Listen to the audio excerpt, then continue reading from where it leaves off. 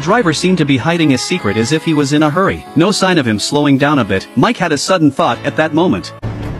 咱们只要提醒司机注意车辆，不就可以避免车祸了吗？ So he started telling the driver to. The delivery boy was being rushed. The tanker was going at full speed. It looks like the cycle has been lifted. The two men have become unsung heroes. They bask in their joy, exclaiming that they would soon be able to cross the bridge. But it's not as easy as they thought it would be. This is just the first hurdle.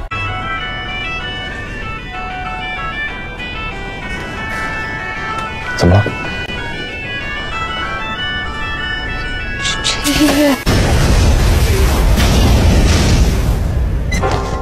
They were instantly brought back to reality. The 10th cycle begins. This time Annie also realizes that there is a bomb on this bus. She heard this music the first 2 times she died, and this music is supposed to be the explosion switch. The two of them are in deep despair. Maybe getting off the bus is the only viable option. Once again, they use the pervert catcher routine to get Mike to play. That's what she did last time, and sure enough, it worked. The first thing they did when they got out of the car was to call the police. After some questioning, the police quickly moved in. Then they went to the flyover and prayed, but unfortunately, because the time was too urgent, before the police could get there the accident happened again. To buy time they switched their phones off. The police also quickly named them both as suspects. They started to sort out the whole incident, listed all 10 cycles of time, and were surprised to find each crash happened because they interfered with the speed of the vehicle. As long as the driver was driving normally, they wouldn't have experienced the crash at 142, but the explosion would still occur when the car reached the bridge. The time of the explosion was 1:45. Each explosion is preceded by upbeat music, and they found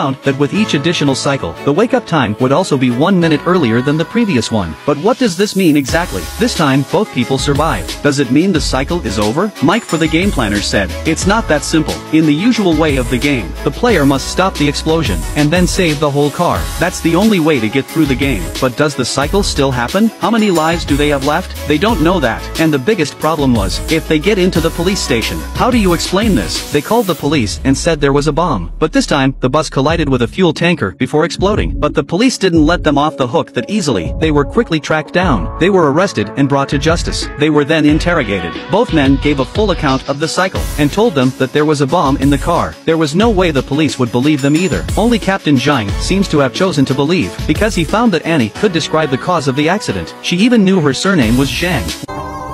你怎么知道我姓张？你肯定不会记，因为我们是在循环里见的。你说什么？